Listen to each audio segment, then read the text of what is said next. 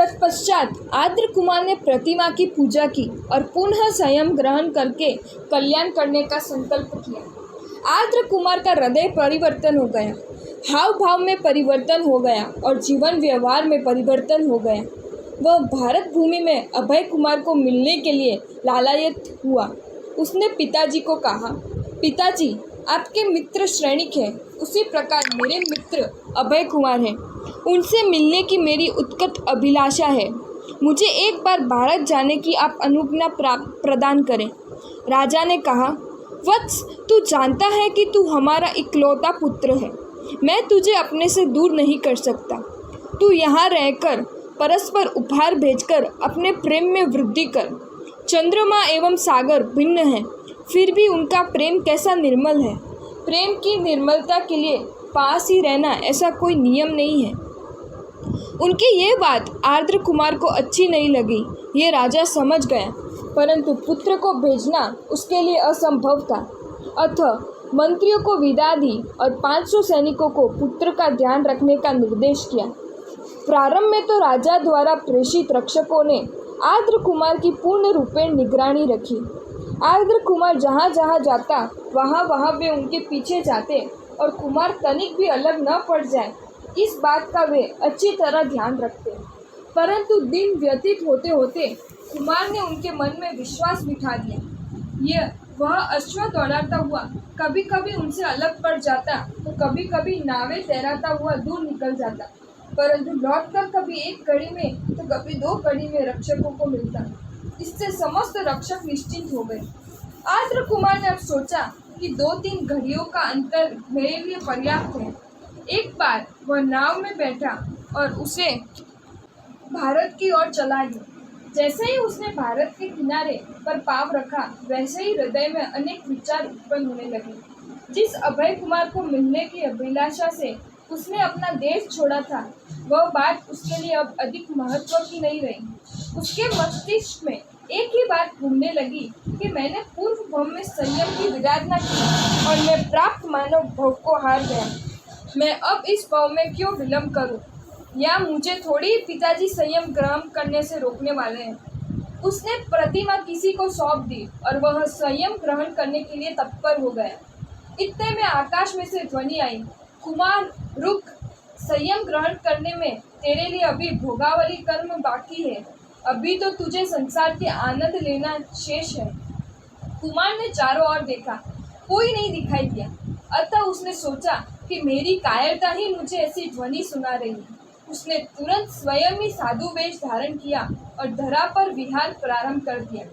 ये मेरा पति, ये मेरा पति कहती हुई वृक्ष के तने को पकड़ती हुई 4-5 सहेलियों के साथ खेलती हुई श्रीमती ने वसंतपुर नगर के उद्यान में कार्यक्षक ध्यान में स्थित आर्द्र मुनि का चरण पकड़ा तो गगन में तुरंत ध्वनि आई कि बाला, पति तो तूने अच्छा पसंद किया। बाला ने ऊपर देखा तो एक मुनि कार्यक्षक ध्यान में थे। उनके चक्षु बंद थे, देह स्थिर थी। बाला ने अपना हाथ हटा लिए। सहेलियां हंस पड़ी और बोली कि अब तो तू इसके साथ ही विवाह करेगी ना। खेल खेल में घटित कितनी ही सामान्य बातें अनेक व्यक्तियों के जीवन के मार्ग बदल देती हैं। उसी प्रकार श्रीमती को ये बात सामान्य प्रतीत नहीं हुई। उसने निश्चय कर लिया कि जिसको मैंने सबके समक्ष कह दिया कि ये मेरा पति, वही अब मेरा पति होगा।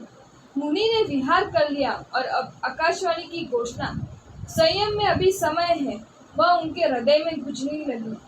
क्यों मैं संयम से पुनर्च्युत होऊंगा? क्या मैं निर्बल बनकर पुनः अपना अधपतन करूंगा?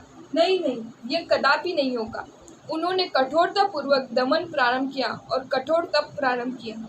श्रीमती के पिता एक धनी शेठ थे। वह सुलक्षणी एवं रूप लावण्य की सजीव प्रतिमा थी। अनेक श्रेष्ठियों की ओर से मांग आई, परंतु श्रीमती ने तो पिता को कह दिया कि पिताजी, मुंह से बोलकर मैंने जिसको पति मान लिया वही मेरा पति है और इस भव में तो मुनि के अतिरिक्त अन्य के साथ मैं विवाह नहीं करूँगी। पिता ने कहा, पुत्री, ये तो मुनि है, कंचन कामिनी के त्यागी। पिताजी, आप ठीक कहते हैं, परंतु मुझे उनके अतिरिक्त कोई विचार ही नहीं सूझता। पुत्री, यदि वे पुण्य यहाँ आ जाए तो तू उन्हें थोड़ी पहचान सकेगी। पिताजी, मैं अवश्य ही पहचान सकूंगी। उनके पाँव में पद्म था, जिसे मैंने अच्छी तरह निहारा था। पाँव अथवा हाथ की रेखाएं सभी के हाथ में होती है, परंतु किसी के हाथ अथवा पाँव समान नहीं होते और न उनकी रेखाएं समान होती है। पिता की अनुमति से दानशाला का कार्य श्रीमती ने संभाला। हजारों याचकों, अभ्यागताओं एवं संतों को उसने दान दिया और उनके चरणों का अवलोकन किया, परंतु उन मुनि के चरण कमल नहीं मिले। एक दिन तपकृश आर्द्र मुनि घूमते घूमते वसंतपुर के बाहर स्थित उस दानशाला का में आए। श्रीमती ने नीचे मुंह रखकर मुनि को भिक्षा दी और पाव पहचानने पर उसके सामने दृष्टि की। दोनों की दृष्टि स्थिर हुई। तब से शुष्क बनी मुनि की आंखें स्नेहमयी बनी। शुष्क रसों में चेतना उत्पन्न हुई और अत्यंत नियंत्रण रखने पर भी मन नियंत्रण में नहीं रहा, क्योंकि पूर्व भव का बंधुमती का प्यार मरते मरते हृदय में से मिटाया नहीं था। अंत में बंधुमती में से श्रीमती बनी। श्रेष्ठी पुत्री के साथ उन्होंने गृहस्थ जीवन प्रारंभ किया और आकाशवाणी को देववाणी मानकर उसे सत्य ठहराया। श्रीमती के साथ संसार चलाते आर्द्र कुमार के एक पुत्र हुआ। श्रीमती का स्नेह पुत्र की ओर उन्मुख हुआ और आर्द्र कुमार को पूर्ण संयम का नाद सुनाई दिया। उसने श्रीमती को कहा, श्रीमती, मैं अब संयम अंगीकार करूंगा। उसने उन्हें समझाने के अनेक प्रयत्न किए, परंतु वे सब प्रयत्न निष्फल सिद्ध हुए। श्रीमती को प्रतीत हुआ कि अब आर्द्र कुमार नहीं रुकेगा, अतः उसने चरखे का आश्रय लिया। उसने नित्य सूत काटना प्रारंभ किया और अपना जीवन स्वावलंबी बनाना प्रारंभ किया। श्रीमती एवं आर्द्र कुमार दोनों बैठे हुए थे। उस समय उनके पुत्र ने माता को पूछा, माता, यह किस लिए काट रही है? पुत्र, तेरे पिता संयम अंगीकार करने वाले हैं, फिर अपने आधार के लिए मुझे कुछ तो श्रम करना पड़ेगा ना। पिताजी, क्या आप चले जाने वाले? लो, अब कैसे जाओगे? इस प्रकार आर्द्र कुमार को चरखे से कच्चे सूत का डोरा लपेटते हुए बालक ने कहा। आर्द्र कुमार ने उसे छाती से लगा लिया और उसने अपने आसपास लपेटे हुए डोरे गिने तो वे पूरे 12 डोरे थे। कच्चे सूत के डोरे भी श्रृंखला बनने पर तोड़ने कठिन थे। श्रृंखला के बंधन तोड़ने के लिए बल काम आता है, परंतु ये प्रेम तंतु तो बल को खड़ा नहीं होने ही नहीं देते। अतः उसने पुनः 12 वर्ष तक रुकने का निर्णय किया। आर्द्र कुमार और 12 वर्ष तक रुके। तत्पश्चात उन्होंने श्रीमती, पुत्र एवं सबकी अनुमति प्राप्त कर पुनः संयम अंगीकार कर विहार के लिए प्रस्थित हुए।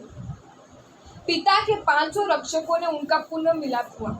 कुमार को पहचान कर उन्होंने कहा, कुमार, आज तक आप कहाँ चले गए थे? हमने आपकी अत्यंत खोज की।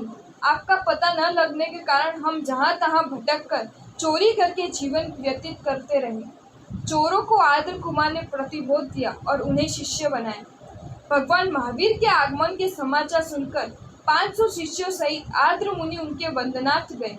मार्ग में गौशाला के साथ उनका वाद विवाद हुआ।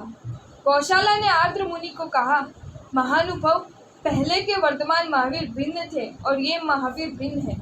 वे महावीर तो त्यागी, तपस्वी, निष्परिग्रही और ये तो सोने एवं हीरो के घरों में बैठकर मांस स्वीकार करने वाले अन्य हैं। गौशालक, छठमस्त महावीर को कर्मों का नाश करने के लिए उपसर्ग सहन करने पड़ते थे और उनके छठमस्त से वितराग बनने पर तीर्थन का नामकरण के कारण उन्हें इस रिद्धि का उपभोग करना पड़ता है। महावीर तो वे और ये एक ही है। आर्द्र मुनि आगे चले और राजगृह के समीप तापसों के एक आश्रम के निकट आए। ये तापस हस्ती तापसों के नाम से प्रसिद्ध थे। उनकी मान्यता थी कि जीवन व्यवहार में उपयोग में आने वाले प्रत्येक पदार्थ में जीव होता है। ऐसे अनेक जीवों की हत्या करने की अपेक्षा एक बड़े हाथी जैसे जीव की हत्या करके बहुत दिनों तक भोजन निर्वाह करें तो अल्प पाप लगेगा। अतः वे हाथी की हत्या करके उसके मांस से अपना निर्वाह करते थे। हाथी पर अवलंबित जीवन व्यतीत करने वाले इन तापसों को लोग हस्ती तापस कहकर संबोधित करते थे। शिष्यों के साथ मुनि ने हस्ती तापस आश्रम में प्रवेश किया कि तुरंत दृढ़ बंधन से बंधा हुआ हाथी बंधन तोड़कर मुनि के चरणों का स्पर्श करके भाग गए। महाराजा श्रेणिक एवं अभय कुमार को ये बात ज्ञात हुई। वे तापस आश्रम में आए और मुनिवर के चरणों का स्पर्श करके बोले, महाराज, हाथी आपको देखते ही बंधन तोड़कर क्यों भाग गए? मुनि ने कहा, राजन, इस बंधन की क्या शक्ति है? मनुष्य में भक्ति अथवा धर्म की क्रांति जागृत होती है, तब उसके लिए कठिन गिन जाने वाले बंधन सामान्य बन जाते हैं। इस साथी ने हमको देखा और उसके हृदय में भक्ति जागृत होने पर क्रांति उत्पन्न हो गई और ये बंधन उसने तोड़ दिए। परंतु न दुःखकरण वारण पास मुवणम गयस मत्तस वणमिरायम जहाडका बलियेन तंतुणो तम दुक्करम में पड़ी हाय मुवणम।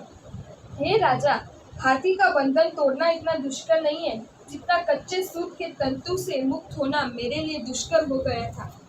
धर्म एवं भक्ति की क्रांति जब हृदय में जागृत होती है, तब राज रिद्धि अनायास ही त्याग की जा सकती है, वैभव का त्याग किया जा सकता है, महाबंधन तोड़ा जा सकता है। परंतु प्रेम तंतु के कच्चे तंतु के समान गिने जाते राग बंधन मनुष्य से अत्यंत बल लगाने पर भी टूट नहीं सकते। अभय कुमार ने पूछा, भगवान ये कैसे? कुमार, ये समस्त प्रताप आपका और आप द्वारा प्रेषित भगवान की प्रतिमा का है। आपने मुझे आर्द्र कुमार को भगवान की प्रतिमा प्रेषित की। मैं दीक्षित हुआ, दीक्षा छोड़कर पुनः गृहस्थ बना, मेरे पुत्र हुआ, 12 वर्ष और उसके कच्चे सूत्र के धागों से बंध कर रहा। कुमार, दूसरे समस्त बंधनों की अपेक्षा राग का बंधन महाबंधन है, जो अच्छों को पल भर में पतन के गर्त में गिरा देता है, और उस राग के बंधन को तोड़ना अत्यंत कठिन है। तत्पश्चात आर्द्र कुमार भगवान महावीर के पास गए। उन्होंने भगवान के पास विधि पूर्वक दीक्षा ग्रहण की, अनेक मनुष्यों का उद्धार किया, तत्व विमुख होने वाले अनेक व्यक्तियों को समझाकर सच्चे मार्ग पर लगाया और सूर्य गंडांग सूत्र में उनके उपदेश एवं जीवन भूमि बने आज भी हम निहार रहे हैं। अगर आपको ये वीडियो अच्छा लगा हो तो इस वीडियो को लाइक करें और मेरी channel Jain facts and stories को सब्सक्राइब करें। धन्यवाद।